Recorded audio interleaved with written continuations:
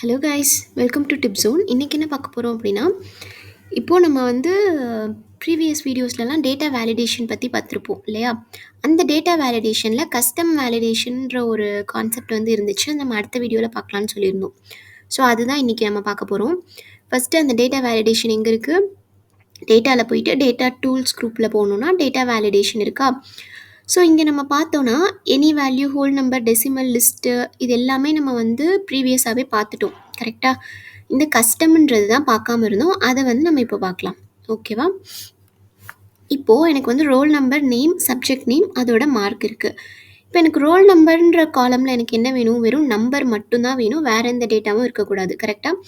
So அதுக்கு வந்து ஒரு ஃபங்க்ஷன் என்ன அப்படின்னா, நம்மளுக்கு ரோல் நம்பர் மட்டும்தான் வேணும், வேறு எதுவும் இருக்கக்கூடாதுன்றதுக்கு இஸ் நம்பர் ஆஃப் அப்படின்ற ஒரு இது வந்து அதுதான் வந்து நம்ம அந்த நம்பரா இல்லையான்னு செக் பண்ணுறதுக்கான ஒரு ஃபங்க்ஷன். ஓகேவா? ஃபார் எக்ஸாம்பிள் இப்போ நான் இந்த செல்லில் தான் கொடுக்க போகிறேன் அப்படின்றப்ப நான் இதை கொடுத்துட்டு இப்போ எங்கேயும் இந்த செல்லில் எதுவுமே இல்லாதனால இங்கே ஃபால்ஸுன்னு வருது. இப்போ நான் இங்கே வந்து 3ன்னு கொடுக்குறேன் அப்படின்னா இங்கே ட்ரூ ஆகிடுச்சா? இதுவே இங்கே வந்து நான் வீன்னு கொடுக்குறேன் அப்படின்னா ஃபால்ஸ். ஏன்னா வி வந்து நம்பர் கிடையாது. கரெக்டாக? ஸோ இதுதான். இப்போ இந்த ஃபங்க்ஷன் வந்து நம்ம யூஸ் பண்ணி இதை எடுத்துகிட்டு போயிட்டு நம்ம இதில் போட்டோம்னா, நம்ம செல் வேலிடேஷனில் போட்டோம் அப்படின்னா, இந்த டேட்டா வேலிடேஷனுக்குள்ளே போயிட்டு நம்ம இங்கே வந்து கஸ்டம் கொடுத்து ஃபார்முலாவில் இப்போ நம்ம இதை போடுறோம் அப்படின்னா என்னாகும்? இங்கே வந்துட்டு அந்த சேஞ்சஸ் நடந்துருமா? இப்போ நான் 2 கொடுக்குறேன் அப்படின்னா என்டர் ஆகுது. இதுவே வந்து இங்கே நான் வி கொடுக்குறேன் அப்படின்னா நம்மளுக்கு வந்து எரர் வரும். என்னென்னு வருது? இந்த value doesn't match the restrictions, data validation restriction அப்படின்ற மாதிரி வரும். ஓகேவா? இப்போ இந்த எரரை வந்து இன்னும் எக்ஸாக்டாக யூசருக்கு புரிகிற மாதிரி எப்படி வைக்கலாம் அப்படின்றதெல்லாம் நம்ம ப்ரீவியஸ் வீடியோலேயே பார்த்துருக்கோம். ஸோ அதையும் போயிட்டு நீங்கள் பார்த்துக்கிட்டிங்கன்னா உங்களுக்கு யூஸ்ஃபுல்லாக இருக்கும்.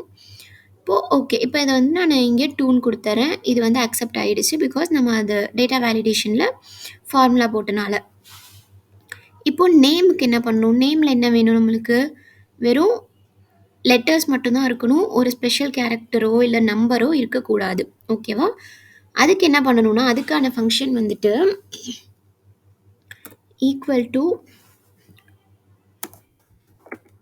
இஸ் டெக்ஸ்ட் ஆஃப் இந்த செல் நான் கொடுக்குறேன் அப்படின்னா, இப்போ இங்கே வந்து நான் ஏதோ டைப் பண்ணுறேன்.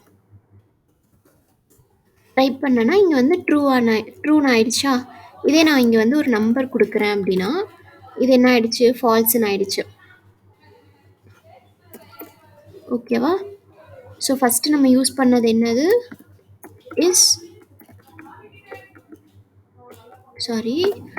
இஸ் நம்பர் ஆஃப்ன்ற ஃபங்க்ஷன் வந்து ஃபஸ்ட்டு யூஸ் பண்ணோம்.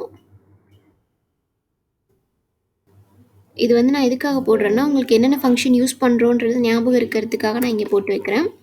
இப்போ என்னென்னா, இங்கே நம்ம ஈக்குவல் டு கொடுத்தாலே அது ஃபார்முலான்னு எடுத்துக்குமா? அந்த ஈக்குவல் டுக்கு முன்னாடி ஒரு சிங்கிள் கோட்ஸ் போடுறேன் அப்படின்னா அது நம்மளுக்கு இப்படி டிஸ்பிளே ஆகும். அதுக்கு தான் இந்த சிங்கிள் கோட்ஸ் போட்டிருக்கேன். இப்போ இஸ் நம்பர்ன்றது இந்த ரோல் நம்பருக்கு யூஸ் பண்ணோம். இஸ் டெக்ஸ்ட் ஆஃப்ன்றது இதுக்கு யூஸ் பண்ணியிருக்கோம். ஓகேவா? இப்போ நம்மளுக்கு இந்த ஃபார்முலாவை கொண்டு போய் எங்கே போடலாம்? இஸ் டெக்ஸ்ட் ஆஃப்ன்ற ஃபார்முலாவை அந்த சிங்கிள் கோட்ஸ் இல்லாமல் காப்பி பண்ணிட்டு போயிட்டு இந்த நேம் நம்மளுக்கு எங்கே வந்து வேலிடேஷன் வேணுமோ அங்கே கிளிக் பண்ணி நம்ம கஸ்டம் வேலிடேஷன் கொடுத்து அங்கே வந்து நம்ம இதை வந்து அப்ளை பண்ணிக்கலாம். ஓகேவா? ஓகே, இப்போ வந்து இங்கே நான் என்னால் என்ட்ரு பண்ண முடியும். இப்போது எனக்கு வந்து சப்ஜெக்ட் நேமுன்றது எனக்கு லென்த்தும் இவ்வளோ பர்டிகுலர் இதுக்குள்ளே இருக்கணும் அப்படின்றப்ப நம்ம அதுக்கு என்ன இது யூஸ் பண்ணலாம் அப்படின்னா ஈக்குவல் டு லென்த் ஆஃப் அப்படின்றது யூஸ் பண்ணிக்கலாம். ஓகேவா? இப்போ நான் இங்கே எக்ஸாம்பிள் போட்டு காட்டுறேன். லென்த் ஆஃப் இந்த இது ஓகேவா? இப்போ 0 இங்கே எதுவுமே இல்லாதனால 0 காட்டுது. இப்போ நான் இங்கே வந்து ஒரு இதை என்ட்ரு பண்ணுறேன்னா 9 காட்டுது. விச் மீன்ஸ் இங்கே 9 கேரக்டர்ஸ் இருக்குது. 9 லென்த், இதோட லென்த் வந்து 9 அப்படின்னு சொல்லி இது எடுத்துக்கும். ஓகேவா? இப்போ நம்ம இடையில ஸ்பேஸ் விட்டால் கூட அதுவும் லென்த் கணக்கில் தான் வரும். ஸோ அது வந்துட்டு இப்போ 9ஆக இருந்தது, இங்கே நான் ஸ்பேஸ் விட்டதும் 10ன்னு மாறிடுச்சு. ஸ்பேஸ் எடுத்தால் 9ன்னு மாறிடும். ஓகேவா? இப்போ நம்ம என்ன பண்ண போகிறோம் அப்படின்னா, நம்மளுக்கு இந்த லென்த் வந்து எனக்கு 10 தாண்டி போகக்கூடாது அப்படின்றப்ப நான் என்ன பண்ணணும்? இங்கே இருக்க ஃபார்முலாவில் லெஸ் தென் 10 அப்படின்னு போட்டுக்கணும். போட்டால் லெஸ் தென் 10ஆக இருந்தால் ட்ரூன்னு வரும். இதே நான் இங்கே எக்ஸ்ட்ராவாக டைப் பண்ணுறேன் அப்படின்னா ஃபால்ஸ்ன்னு வந்துருச்சா? ஓகேவா? இப்போ இதுதான் வந்துட்டு இப்போ இதுவே வந்து எனக்கு 10 லெஸ் தென் ஆர் ஈக்குவல் டுனா என்ன அர்த்தம்? லெஸ் தென் 10ன்னு போட்டால் 9 கேரக்டர்ஸ் வரைக்கும் அக்செப்ட் பண்ணிக்கும். Less than or equal to 10ன்னு போட்டா 10 வரைக்குமே அக்செப்ட் பண்ணிக்கும். ஓகேவா? இப்ப நம்ம என்ன பண்றோம், இந்த ஃபார்முலா போயிட்டு நம்ம இப்ப 10 மட்டும் இருந்தா போதும். அதனால அந்த இத காப்பி பண்ணி அந்த ஃபார்முலாவ இந்த செல்லுல தான் எனக்கு வேலிடேஷன் வேணும். ஸோ அங்க போயிட்டு எப்பயும் போல கஸ்டம் குடுத்து, அங்க என்னோடத வந்து நான் பேஸ்ட் பண்ணிக்கிறேன். உங்களுக்கு ஏத்த மாரி இந்த லென்த் வந்து அட்ஜஸ்ட் பண்ணிக்கலாம். லெஸ் தென் 10 20 அது மாரி. So okay. இப்ப நான் வந்து இங்க என்ன less than or equal to 10 குடுக்கணும். கரெக்ட்டா? இப்ப நான் வந்து சோஷியல் சயின்ஸ்ன்னு குடுக்குறேன். இப்ப வந்து எனக்கு அது 10க்கு மேல இருக்கனால, எனக்கு வந்து என்ன ஆகுது? எரர் வந்து வருது. இப்ப நான் அத எடுத்துட்டு, அதுக்கேத்த மாரி நான் கம்மியா குடுக்கணும். ஓகேவா? கம்மியான இதுல வந்துட்டு லெட்டர்ஸ் வரா மாரி குடுத்துக்கணும். இப்போ நெக்ஸ்ட் வந்து மார்க்ஸ். இப்போ மார்க்ஸ்ல வந்துட்டு சேம் நம்மளுக்கு இங்கேயும் நம்பர் மட்டும் தான் வேணும். அது ஒண்ணு. அந்த வேலிடேஷன் அப்புறம் இன்னொன்னு என்ன, எனக்கு வந்து இங்க சப்ஜெக்ட் இருந்தா தான் இங்க மார்க் வரணும். இங்க பிளாங்க்கா இருந்தா இங்க வரக்கூடாது. ஓகேவா? அத எப்படி பண்ணலாம் அப்படின்னா, இப்போ ஈக்குவல் டூ ஃபர்ஸ்ட்டு நம்பர் மட்டும்ன்றதுக்கு என்ன பார்த்தோம்? நம்பர் ஆஃப் பார்த்தோமா? அது ஆல்ரெடி நம்மளுக்கு தெரியும் அந்த ஃபங்ஷன். இப்போ பிளாங்க்கா இருக்கிறதுக்கு என்ன பண்ணணும் அப்படின்னா, பிளாங்க்னு ஒரு ஃபங்ஷன் இருக்கு. இப்போ பிளாங்க் இப்போ நான் இந்த செல்ல தான் நமக்கு சப்ஜெக்ட் இருந்தா மார்க் வரணும். அதுதான் நம்ம செக் பண்ண போறோம். இப்போ இது வந்து ஸோ இந்த செல்லை நான் செலக்ட் பண்ணிக்கிறேன். பண்ணுனேன்னா இது வந்து பிளாங்க்கா இல்ல. இப்போ ஃபால்ஸ் வந்துருச்சு. ஆனா எனக்கு இங்க என்ன வேணும்? எனக்கு பிளாங்க்கா இருக்கக்கூடாது. அப்போ நான் என்ன பண்ணணும்னா, நாட் பிளாங்க் ஆஃப் அப்படி போட்டேன்னா, இப்போ இது பிளாங்க்கா இல்ல அப்படிதான். இதோட அர்த்தம் என்ன? நாட் பிளாங்க் ஆஃப் அப்படின்னா அதோட அர்த்தம் என்னன்னா, அது பிளாங்க்கா இல்ல அப்படின்னு சொல்றோம். ஆமா, அது பிளாங்க்கா இல்ல. அதுல என்ட்ரி இருக்கு. ட்ரூ அப்படின்னு வருது. ஓகேவா? இப்போ எனக்கு என்னன்னா, இந்த நம்பரையும் இந்த இதையும் நான் வந்து கம்பைன் பண்ணணும். கரெக்ட்டா?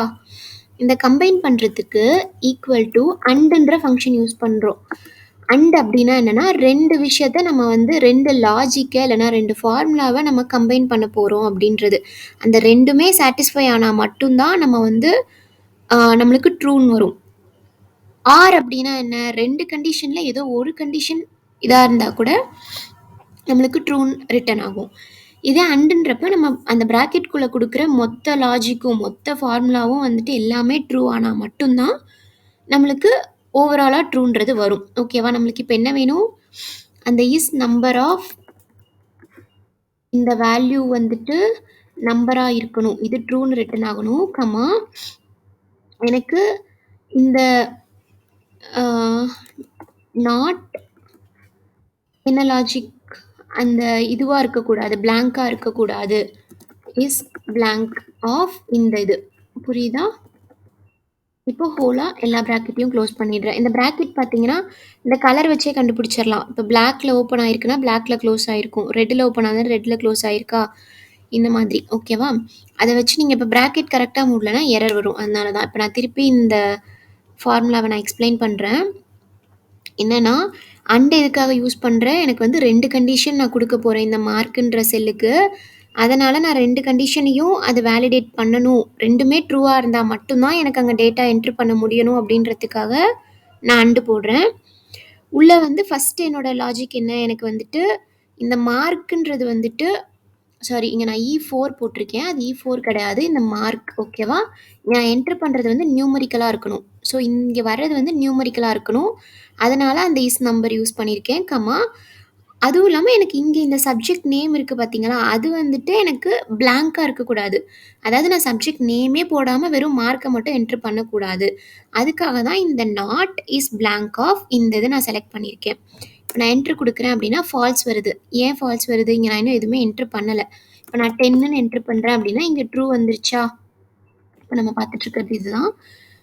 ட்ரூ வந்துருச்சா? இப்ப இதுவே வந்துட்டு நானு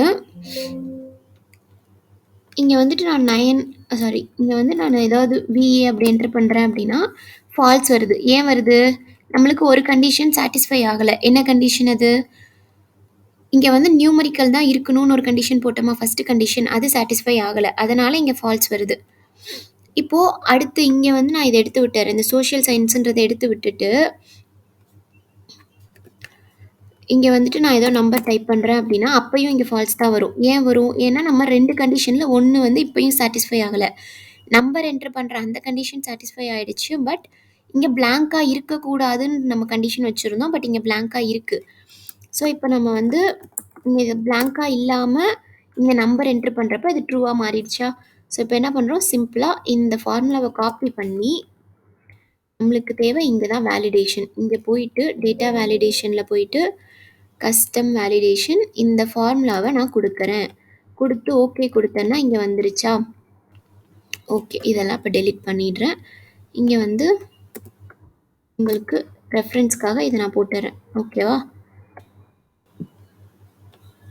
ஓகே, இப்போ இந்த ஃபார்முலாலாம் வந்து நோட் பண்ணி வச்சுக்கிட்டிங்கன்னா உங்களுக்கு வந்து வேறு எப்பயாவது யூஸ்ஃபுல்லாக இருக்கும். ஓகேவா? ஓகே, இப்போ வந்து என்னென்னா, இப்போ இது வரைக்கும் பார்த்தாச்சு இல்லையா? இப்போ இதுக்கு பின்னாடி இருக்கக்கூடிய அந்த ஃபங்க்ஷன் என்ன அப்படின்னா, அதாவது இது எப்படி ஒர்க் ஆகுது, நம்ம இங்கே ட்ரூ ஃபால்ஸ் வருது, இங்கே எப்படி ஒர்க் ஆகுது அப்படின்னு பார்த்தோன்னா, இப்போ இங்கே நம்ம கொடுக்குற ஃபார்முலாவுக்கு ட்ரூ வந்தால் நம்மளை வந்து இங்கே டேட்டா என்ட்ரி பண்ண விடும். இதே அங்கே கொடுக்குற ஃபங்க்ஷனுக்கு ஆப்போசிட்டாக நம்ம ஃபால்ஸ் அங்கே ரிட்டர்ன் ஆச்சுன்னா நம்மளால் இங்கே டேட்டாவை என்ட்ரு பண்ண முடியாது. நான் இங்கே 4ன்னு என்ட்ரு பண்ணுறேன் அப்படின்னா ஏன் இந்த எரர் மெசேஜ் வருது, நம்ம அந்த இடத்துல நம்ம அந்த கஸ்டம்ன்ற இடத்துல ஃபார்முலா கொடுத்துருக்கோம் இல்லையா, அந்த ஃபார்முலா வந்து ஃபால்ஸ்ன்னு த்ரோ ஆகிறப்ப இங்கே வந்துட்டு நம்மளுக்கு எரர் மெசேஜ் வரும். இதே ட்ரூன்னு வரப்ப இங்கே வந்துட்டு எந்த எரர் மெசேஜும் வராது. ஓகேவா? இதே வந்து இந்த எரர் மெசேஜ் எப்படி, இந்த இன்புட் மெசேஜ் எப்படி மாற்றுறது, அலர்ட் மெசேஜ் எப்படி பண்ணுறதுன்றதெல்லாம் ஆல்ரெடி நம்ம வீடியோ போட்டிருக்கோம். அதில் பார்த்தீங்கன்னா இன்னும் தெளிவாக புரியும். இப்போ நான் சொன்ன இந்த 4 ஃபங்க்ஷன் மட்டும் இல்லாமல் உங்களோட டேட்டாவுக்கு உங்களோட வேலிடேஷனுக்கு என்ன மாதிரியான டேட்டாலாம் வேணுமோ நீங்கள் அதெல்லாம் தாராளமாக யூஸ் பண்ணி இந்த டேட்டா வேலிடேஷன் கஸ்டமாக யூஸ் பண்ணிக்கலாம். ஓகேவா? ஸோ இந்த மாதிரி வீடியோஸ்லாம் உங்களுக்கு யூஸ்ஃபுல்லாக இருக்கும்னு நினச்சிங்கன்னா மறக்காமல் சப்ஸ்கிரைப் பண்ணிக்கோங்க. காலேஜ் ஸ்டூடெண்ட்ஸ், வேலைக்கு போகிறவங்களுக்கும் ஷேர் பண்ணுங்கள், அவங்களுக்கும் கண்டிப்பாக யூஸ்ஃபுல்லாக இருக்கும். தேங்க்யூ.